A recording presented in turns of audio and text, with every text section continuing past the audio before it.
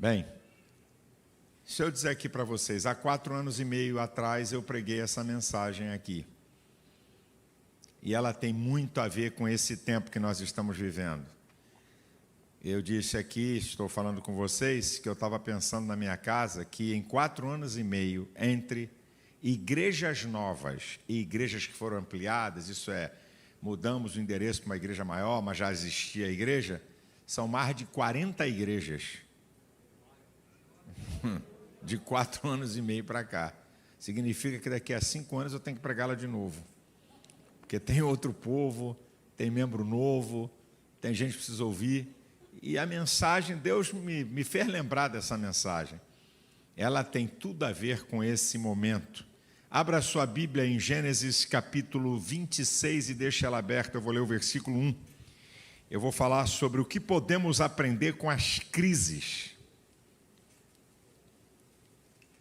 Vamos falar de Isaac. Gênesis capítulo 26, versículo de número 1.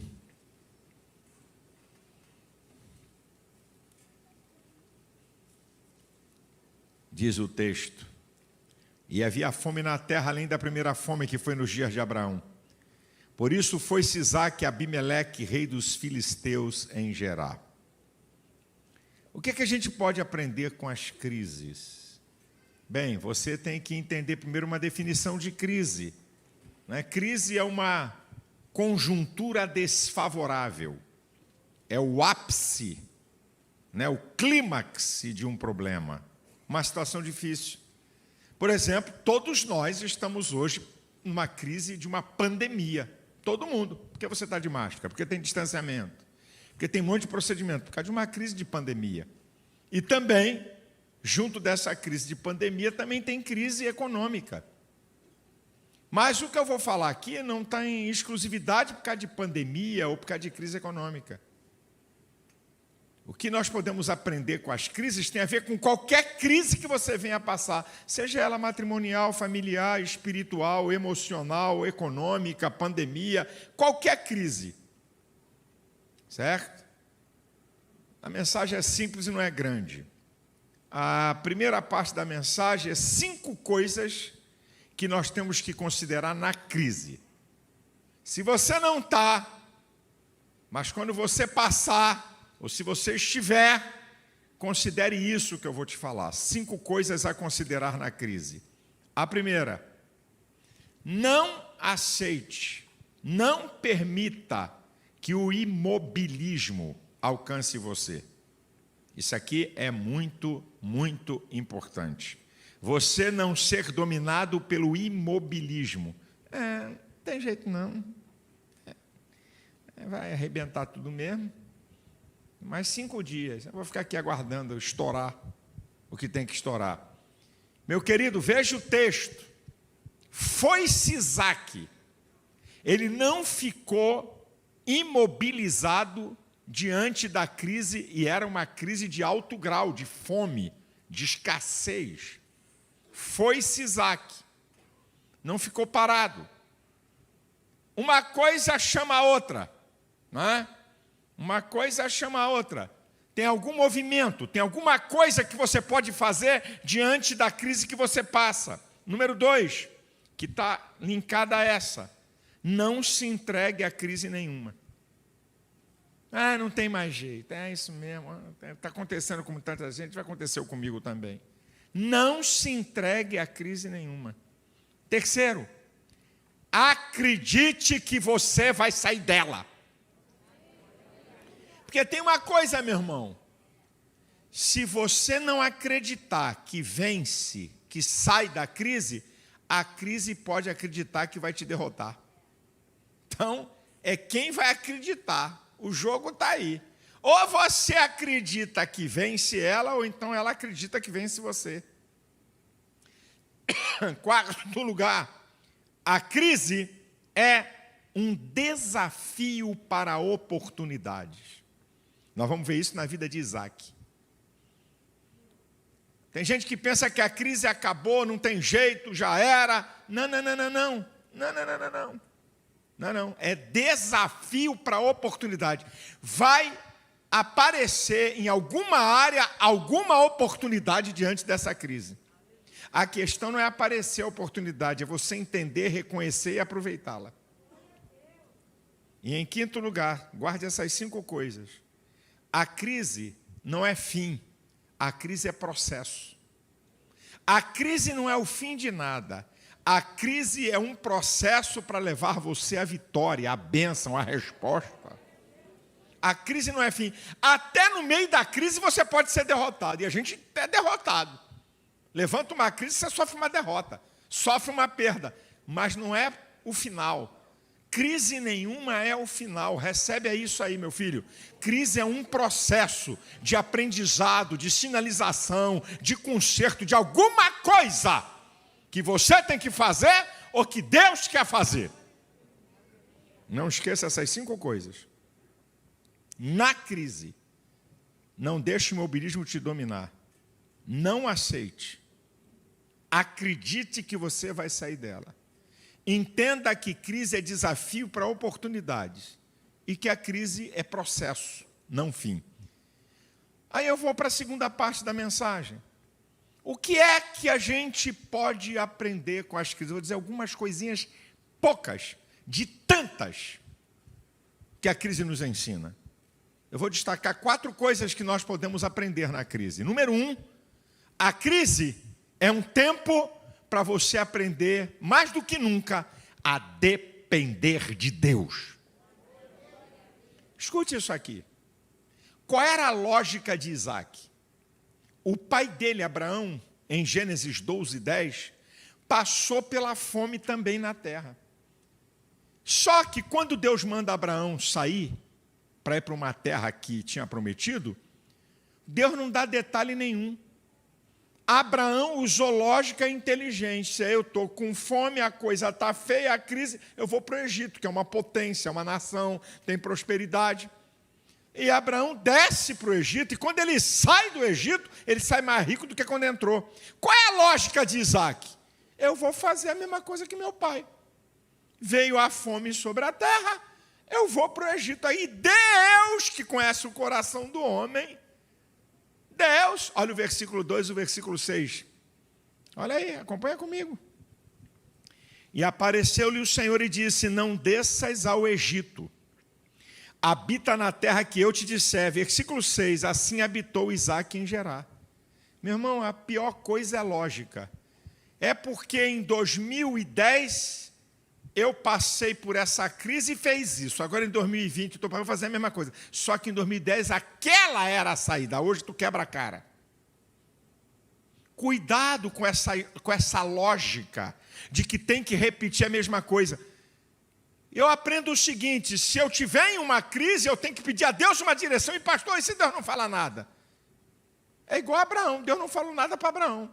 Então eu vou usar a minha inteligência, a minha percepção, a minha capacidade, certo? Para saber o que eu vou decidir. Porque se eu falo com Deus, eu estou no meio do pau cantando, e eu tenho que tomar decisões, peço sinal a Deus, e não vem sinal, então eu vou usar a minha inteligência. Deus está permitindo eu usar a minha inteligência. Até isso você tem que interpretar. Mas a crise é um campo para você aprender a depender de Deus. Nada a ver com lógica humana, nada com a opinião dos outros, nada com o que os outros acham, nada com o que a maioria pensa, mas a direção de Deus, o centro da vontade de Deus é o melhor lugar para eu e você estarmos no meio de uma crise. 2, o que a gente aprende com a crise? A crise é um campo fértil para Deus agir a nosso favor. A crise é um campo fértil para Deus agir a nosso favor. Olha o versículo 12. Acompanhe comigo. E semeou Isaque naquela mesma terra, e colheu naquele mesmo ano 100 medidas, porque o Senhor o abençoava. Versículo 13. Engrandeceu-se o varão, ia se engrandecendo até que se tornou muito grande. Olha aqui, minha gente. No meio da fome, no meio da crise, Deus age em favor de Isaque. Agora tem um detalhe aqui interessante. Semear é com Isaque. fazer frutificar é com Deus. Se Isaac não semeia, não tem milagre de Deus, gente. Não tem nada para mim fazer, não. É tudo do sobrenatural. Eu não tenho que fazer nada. Não. Alguma coisa que você faz na crise, que é a tua parte, e que Deus vai agir naquilo que você faz e vai te abençoar poderosamente. Porque a crise é um campo fértil para Deus agir, meu irmão. É no meio de tudo, pau cantando, tudo dando errado, couro comendo, não tem saída. Esse é o campo que Deus é especialista. Deus é especialista em impossível. Deus é especialista quando nós não podemos. Ele é o Deus Todo-Poderoso. E crise é um campo fértil para Deus agir. Agora não deixe de fazer a sua parte. Não deixe de fazer a sua parte. Porque Deus não poderia agir em favor de Isaac se ele não semeasse. Número 3. Escute. A crise é um campo fértil de oportunidades para a conquista de vitórias. A crise é um campo, ali não está fértil, mas pode colocar. É um campo fértil de oportunidades para a conquista de vitórias. Eu vou mostrar 4 crises que Isaac passou. 4. E você vai ver como é que foi um campo de oportunidade de vitórias. Acompanha comigo. Vou repetir o texto. A primeira crise é a pior, que é a crise da fome, da escassez, da miséria. Essa aqui é a pior. É a crise extrema. É a pior de todas, é a primeira. É a pior crise que ele está passando. É a crise da miséria. Havia fome na terra, além da primeira fome, está no versículo 1, que foi nos dias de Abraão, por isso foi-se Isaque Abimeleque, rei dos filisteus em Gerar. Versículo 14. E tinha possessão de ovelhas e possessão de vacas e muita gente de serviço, de maneira que os filisteus o invejavam. Olha quanta coisa. Essa aqui é a pior crise que ele passa. A crise da situação extrema de dificuldade. Agora, a segunda crise é interessante, é uma crise. É a crise do sucesso. Tem gente que pensa que quando o cara chega no sucesso não está em crise? Hã? Olha aqui, ó. Vou ler o 14 e o 16. E tinha possessão de ovelhas e possessão de vacas, muita gente de serviço, de maneira que os filisteus invejavam. Versículo 16. Disse também Abimeleque a Isaque: aparta-te de nós, porque muito mais poderosos tens feitos do que nós. Olha aqui, meu irmão. Uma crise do sucesso. Sai daqui, cai fora. Você ficou muito rico, ficou muito poderoso, ficou muito forte. Tem gente que pensa que riqueza e posição não tem oposição. O que é crise? Conjuntura desfavorável. Olha o que ele está enfrentando. A turma toda sai daqui, cai fora daqui. Tudo que ele tinha conquistado, o que ele tinha semeado naquele lugar, sai daqui, ó cara. Daqui, meu irmão, estou te mostrando na Bíblia. A segunda crise que ele está enfrentando aqui, ó. Está aqui, ó.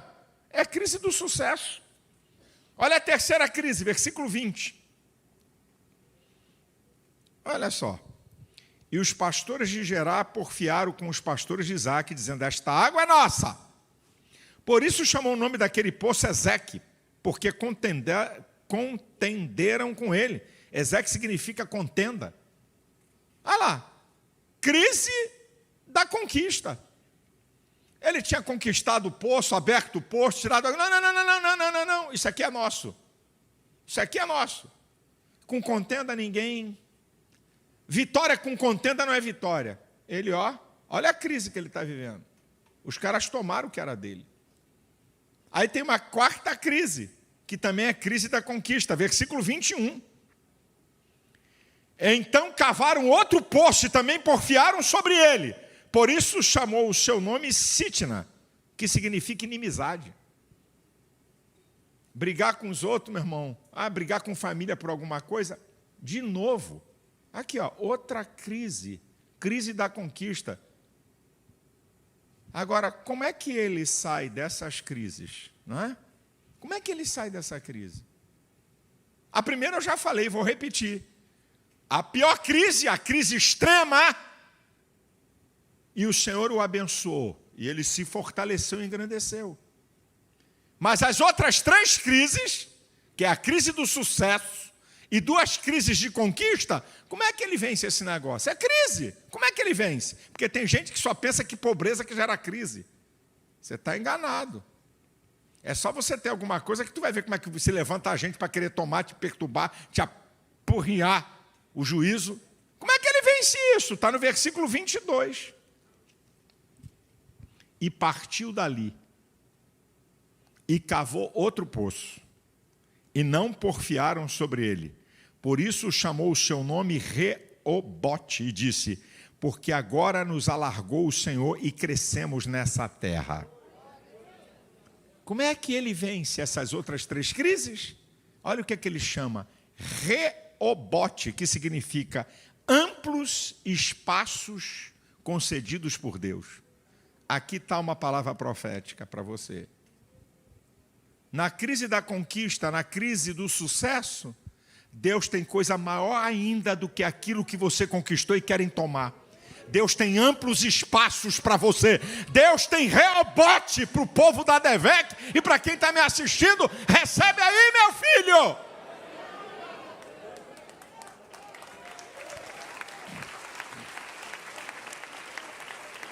Diga aí para quem está perto de você, mesmo com máscara, quem está aqui, diga, olha, Deus tem um Reobote para você. Deus tem um Reobote. Deus tem amplos espaços para você. Deus tem um lugar melhor para você. Deus tem uma vitória maior para você. Deus tem algo maior que o homem não pode tomar. Deus sempre tem mais do que o homem pode oferecer. O que é que nós aprendemos com a crise? Crise é um campo fértil para você semear e receber colheitas milagrosas. A crise é um campo fértil para você semear. Eu estou falando para quem crê.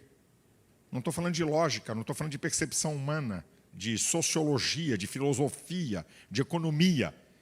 Eu estou falando do mundo do divino, que é pela fé. A crise é um campo fértil para você semear e receber colheitas milagrosas. Eu vou mostrar para você 5 semeaduras em tempos de crise e 5 tipos de colheita para semeaduras em crise, que está aqui na Bíblia. A primeira é Isaac.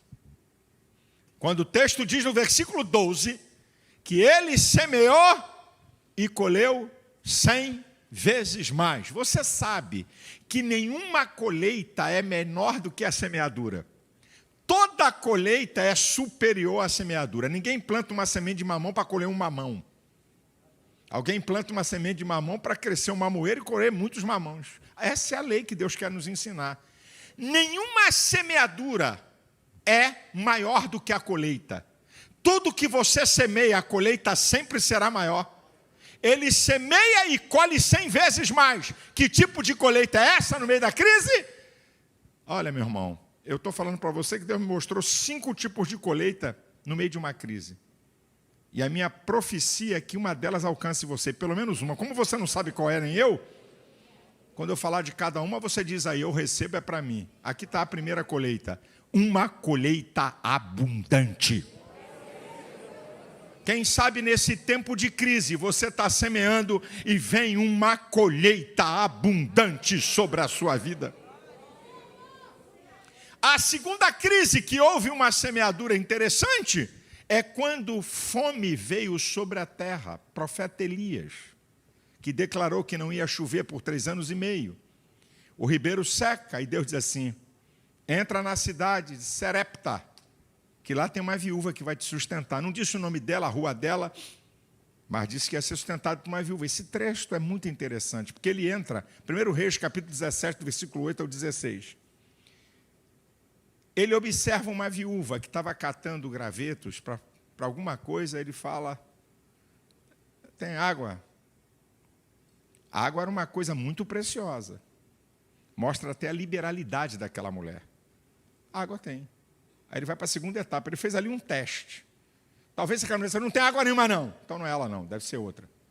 Porque quem não pode oferecer o que tem, não é capaz de oferecer aquilo que faz falta, para receber um milagre extraordinário. Isso é um princípio. Ele diz assim, faz um bolo para mim comer. Aí a mulher disse, agora não, água tem, bolo. Eu vou aqui fazer o último bolo. Para mim e para meu filho vão morrer. Aí ele dá uma palavra profética para ela, assim diz o Senhor. A farinha da panela não vai terminar, nem o azeite da botija, até que o Senhor envie chuva sobre a terra. Essa mulher só tinha duas coisas.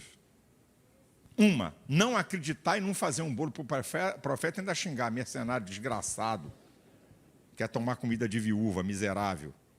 Essa era uma saída. A outra saída, crer e obedecer, para depois ver. Porque a fé produz um resultado, e as pessoas querem o resultado antes da ação, não vai dar certo. Ela faz um bolo e dá ao profeta. Vamos fazer uma conta comigo. Eu vou botar número arredondado. Se ainda faltasse 3 anos de seca, o profeta disse que a farinha da panela não ia acabar, nem o azeite da botija. Eu vou botar com gente normal, porque eu sei que tem gente aqui que faz 5 ou 6, mas vamos botar uma gente assim mais normal, que faz 3 refeições por dia. Eu sei que alguns aqui extrapolam isso, mas vamos deixar isso de lado. Vamos botar uma pessoa que faz 3 refeições no dia. São 3 anos. 3 multiplicado por 365 dá 1.095. 3 bolos por dia, multiplicado por 365 dias, 1.095 bolos.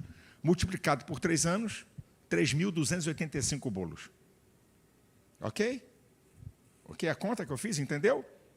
Se aquela mulher tem farinha e azeite para bolo no café, bolo no almoço e bolo na janta, 3 bolos por dia, é uma alimentação mínima. Multiplicado por 365, que são 365 dias o ano, dá 1.095 bolos. 3 anos, multiplica por 3 de novo, 3.285. Ela semeia um bolo e recebe 3.285 bolos. Que tipo de colheita é essa? Que tipo de colheita é essa? Onde você recebe 3.285% do que você semeou. Uma colheita incomparável.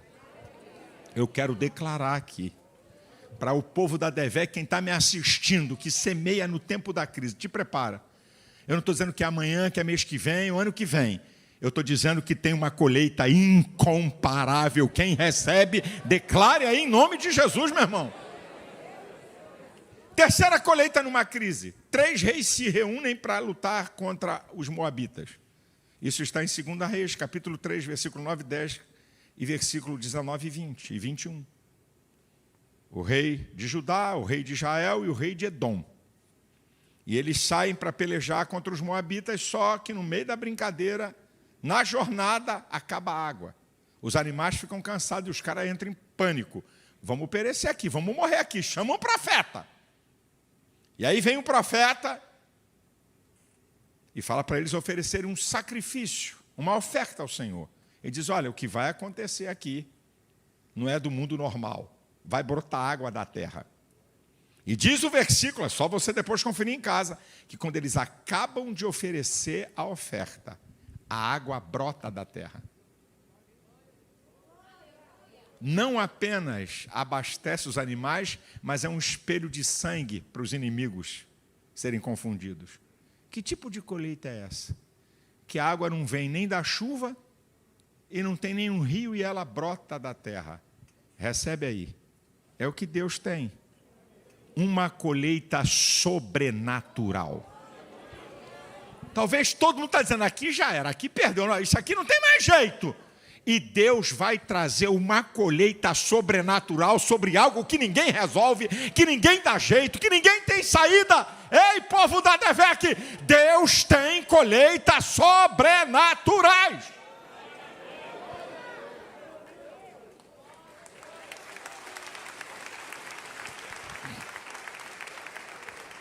Eu estou mostrando na Bíblia.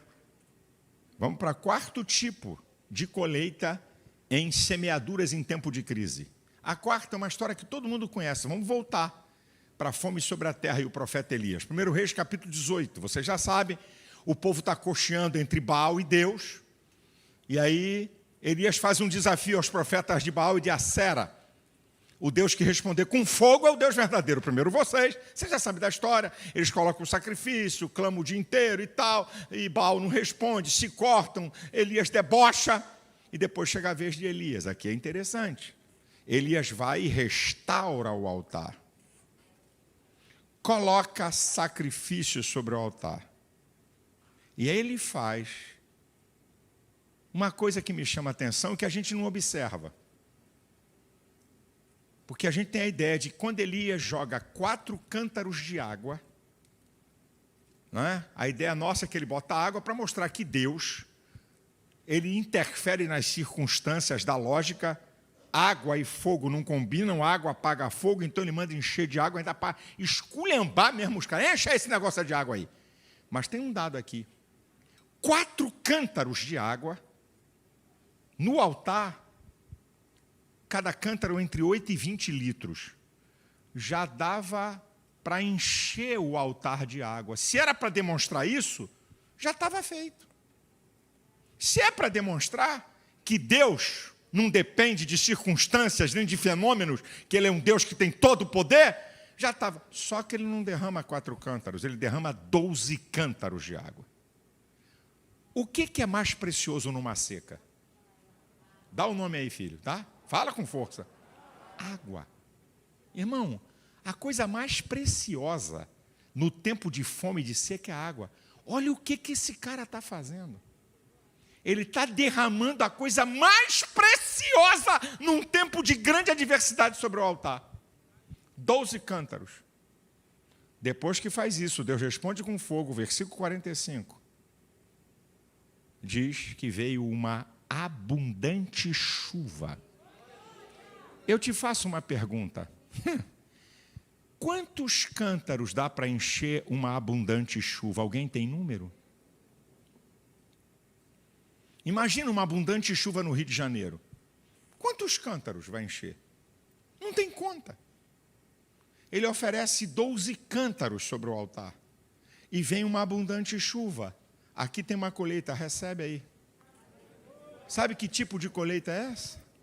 Uma colheita incontável.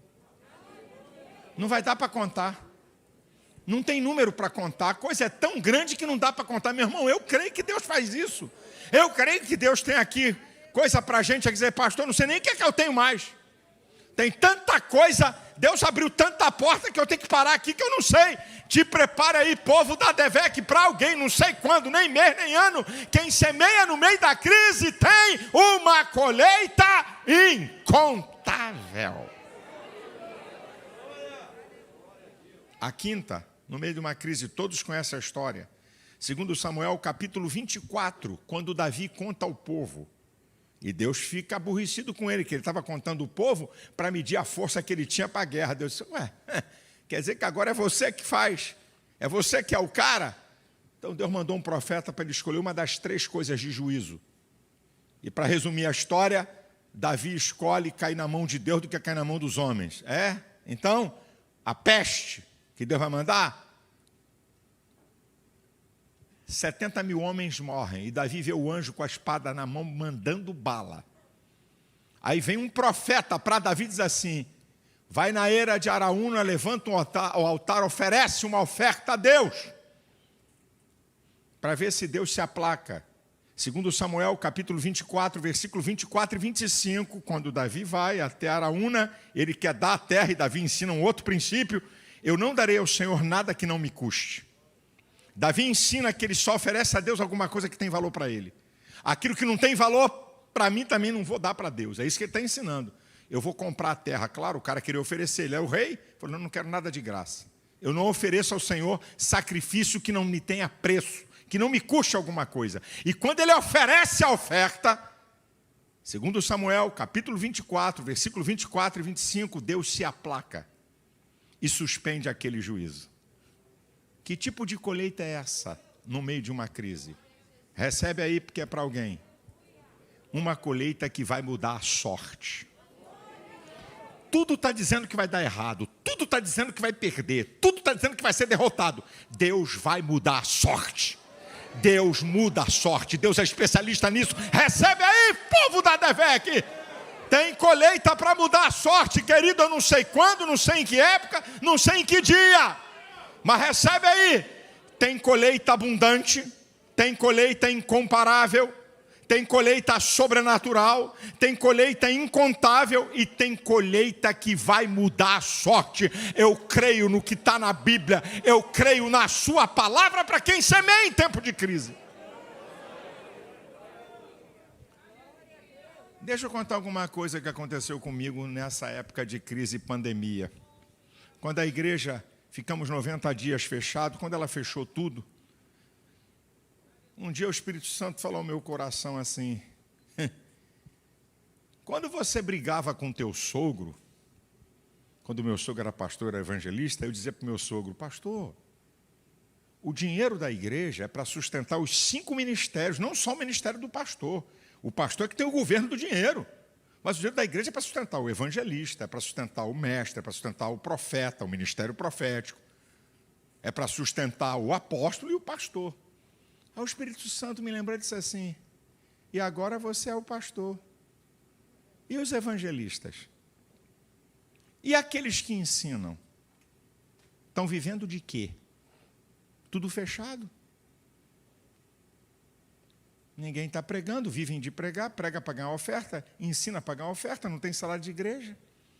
Aí eu fui preparar uma lista. 22 evangelistas e gente do Ministério do Ensino. Alguns nunca pregaram em ADVEC. Eu fui consultando com meus amigos que eu tenho confiança. Você conhece algum evangelista, cara de Deus? Está tudo fechado há 30 dias. Falei que eu possa dar uma oferta.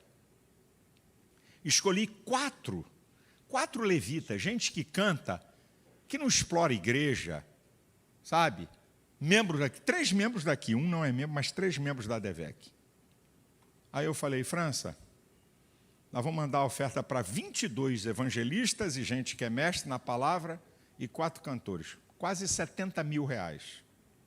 O pastor França teve experiências interessantes, de alguns deles chegar e choraram diante do pastor França, dizendo assim, a minha comida acabou ontem. E eu estava dizendo para Deus o que eu ia fazer, como é que ia ser. Muito bem. Chegou no 2º mês, eu falei, vamos repetir a dose. A igreja estava fechada há 60 dias, aí o pastor França falou, igual a viúva, não tem nem bolo. Falou, pastor, nós estamos no sal. Nós estamos aí, a igreja está 60 dias fechada, estamos com conta atrasada. Eu falei, não tem nada, pastor, eu arrumo aí no máximo uns 10 mil, vai faltar uns 60. Aí o Espírito Santo falou assim comigo, você já fez isso antes, por que não faz de novo? Eu falei, não, agora não. Isso aí não. Também não estou mandando ninguém fazer aqui, estou falando da minha experiência. Algumas vezes eu apanhei dinheiro de cheque especial, apanhei dinheiro emprestado para dar de oferta. Aí o Espírito Santo falou, você já fez isso, por que não faz de novo? Eu falei, não. Ué, não vai valer agora? Eu falei, Jesus, não faz isso não. O bicho está pegando, eu não sei nem se vai ter salário para mim. Eu vou fazer. Eu falei, não. Eu vou sacar 60 mil da minha conta garantida, um juro de mais de 10% ao mês. É assalto sem arma no Brasil, a taxa de juros desse país. E aí eu falei, não, eu vou fazer, Deus sabe de tudo. Eu falei para o pastor França, eu vou sacar 60 mil da minha conta inteira e dar oferta para essa gente aí. Deus sabe de tudo, eu creio em semeadura, creio em colheita. Saquei 60 mil da minha conta e distribuímos no 2º mês para esse pessoal de novo. Uns 15, 17 dias depois, inesperadamente eu recebo um dinheiro de onde eu não esperava, 30 mil reais. Já cobriu a metade. Só que eu fiz a conta, o juro que vai dar, que é mais de 10%, vai dar aí uns 8 mil conto de juro. Então, ainda estou pendurado em 38. Aí ligou um pastor da Bahia, lá do interior da Bahia, que é amigo meu, que me tem como mentor, ligou para o pastor Alexandre Camargo e disse, eu estou precisando ir aí no Rio. Deus mandou eu levar uma oferta aí para o pastor. O cara está no interior da Bahia, ir para a capital, a malha aérea está um desastre para arrumar avião. O cara veio, foi até a minha casa e disse, olha, Deus mandou eu lhe entregar aqui uma semente nesse tempo. 20 mil reais. Vai fazendo a conta, irmãozão. Ainda estou pendurado em 18. 10 mil, que falta e mais uns 8 de juro. Falei, ainda estou pendurado em 18. Aí um membro daqui, empresário, ofertante, dizimista, no sal, com tudo fechado dele, mas ele tinha um material que venderam para ele por um preço de banana, coisa de 1 ano atrás, e estava lá no estoque dele. Aí um cara sabia que ele tinha aquele material e ia entrar numa concorrência. Ligou para o irmão e disse, vem cá, rapaz, tu faz um preço diferenciado. Disse, quanto você tem desse material? Eu tenho tanto. Eu vou entrar numa concorrência aqui se você me dá um preço bom. O irmão, isso já está pago, está aqui, guardado há 1 ano. Falou, ok. Vendeu tudo aquilo, que foi a saída para a empresa dele nesse tempo fechado. Aí ele falou para Alexandre, eu tenho que entregar uma oferta ao pastor. Foi na minha casa. E me entregou uma oferta pessoal, 50 mil reais. Eu estava devendo 18, né, irmão? Sobrou 32, né? Não fica com inveja, não. Dá glória a Deus. É bonito eu contar agora, né? Legal é quando tu faz um cheque de 60 sabendo que tem que pagar mais de 10% de juro. E não sabe como é que vai ser. Agora, eu estou te mostrando até uma coisa que aconteceu. Sabe o que aconteceu com a Devec? Quando nós semeamos os primeiros quase 70 mil reais, um irmão lá da América, que me acompanha, que tem empresa na América, me ligou dos Estados Unidos, descobriu meu telefone, disse, pastor, eu não fechei minha empresa aqui na América, não, aqui meu negócio, não, que eu trabalho com logística. Eu quero mandar uma oferta para a sua igreja. Ele mandou uma oferta superior a 100 mil reais. A igreja tinha acabado de semear 70 mil. Depois eu já contei para vocês de um outro membro da igreja que disse que eu vender a mais no mês, eu vou mandar. Mandou uma oferta de 300 mil. Meu irmão, a lei da semeadura funciona. Agora eu vou te contar uma outra coisa, para você não pensar que a coisa é fácil assim. Ah, é? Quer dizer que o senhor semeou? Eu fiz uma conta aqui em 45 dias, né, pastor? 45 dias, né, eu fiz a conta, deu mais ou menos 45 dias, é verdade. Mas vou te contar outra. Mas não é para te desanimar, não. É só para mostrar a realidade. Eu já falei aqui, há anos atrás, já contei a história. Vou repetir. Eu sempre fiz todas as campanhas aqui. Desde que eu tenho 23 anos que eu faço todas as campanhas. Eu não era pastor e já fazia as campanhas para comprar a propriedade do 1191.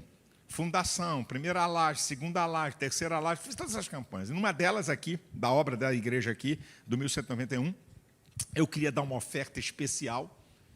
Eu falei, eu quero dar uma coisa, não quero dar isso aqui da minha aposentadoria, eu quero dar uma coisa especial. Me deu um estalo, Elisete trabalhava numa caderneta de poupança, uma empresa de caderneta de poupança, o gerente me conhecia pastor Santos, Elisete sempre foi uma excelente funcionária, eu falei, fala com o gerente.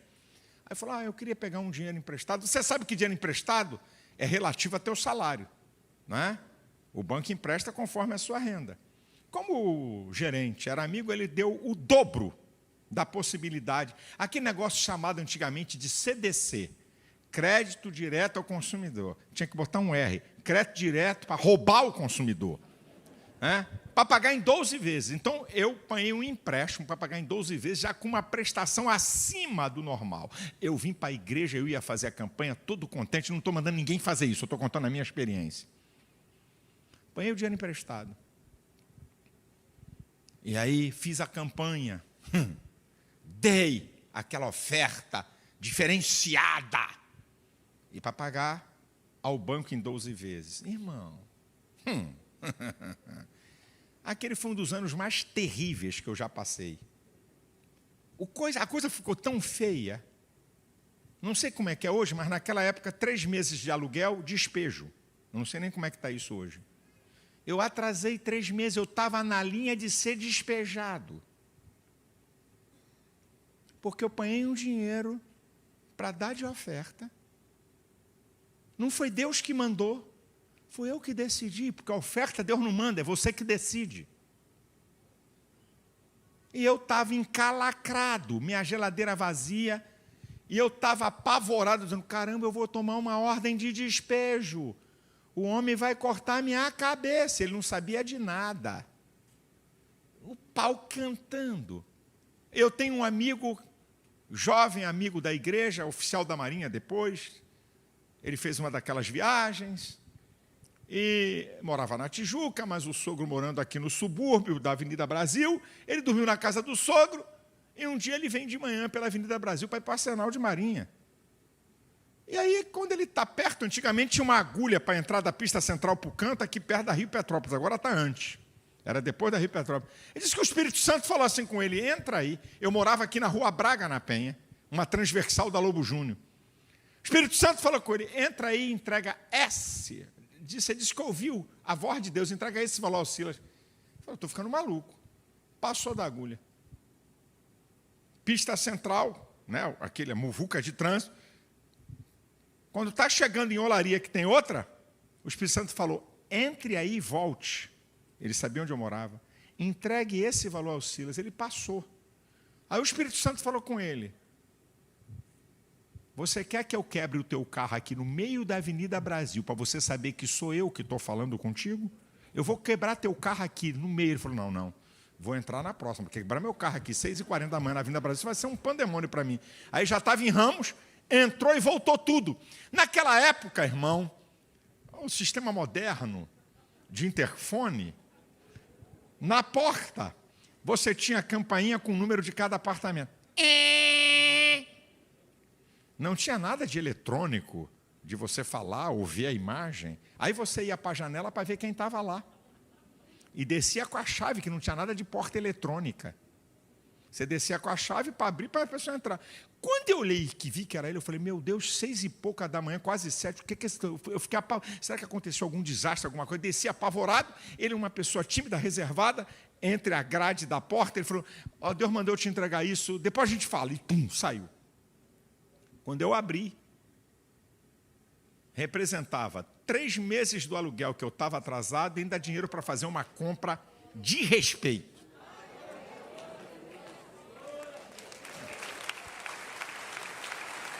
Mas, meu irmão, o segundo ano, o terceiro ano depois disso, por causa dessa brincadeira, eu passei mais 2 anos num sal. E quando eu estava nisso, quando eu estava nessa crise, que eu já tinha recebido uma carta com prazo para pagar, senão eu ia receber ordem de despejo, o diabo não é brincadeira, aqui no meu ouvido, vai idiota, otário, pega dinheiro emprestado para dar na igreja, está ferrado, vai ser despejado, vai passar vergonha, tua cabeça, dúvida, medo, tu entra em paranoia, sabe? Daquele ano para mais 2 anos como rescaldo, né? Daquela brincadeira, eu levei 2 anos no sal para poder equilibrar minha vida. E eu me lembro que 10 anos depois, mais ou menos 10 anos, quando eu recebi uma oferta de uma bênção, eu não me lembrava nem mais disso, o Espírito Santo na minha memória disse assim, aqui está a primeira colheita daquela semente que você fez lá atrás, de várias que eu vou fazer a partir de agora. Aí a experiência me ensinou, porque os crentes querem o seguinte, Senhor, aqui está uma semente de fé. 30 dias, tá, Jeová? 30 dias dá para segurar, depois disso não faça isso não. Se for para me dar daqui a 30 dias, eu dou. Se passar, me avisa agora, que eu suspendo a oferta. Porque a gente quer tudo imediato. E aí Deus me ensinou, e eu podia contar várias experiências para você, que a lei da semeadura é exatamente isso que a Bíblia fala, para cada semente há um tempo de maturação. Tem sementes que são imediatas, tem semente que você leva 10, 15, 20 anos para produzir um fruto. E a mesma coisa na vida. Eu tenho muitos testemunhos sobre isso. O que está acontecendo aqui na Devec, enquanto estão fechando igreja, nós estamos abrindo igreja. E não abrimos igreja como ninguém abre, irmão. Nós abrimos igreja com tudo, já falei para vocês.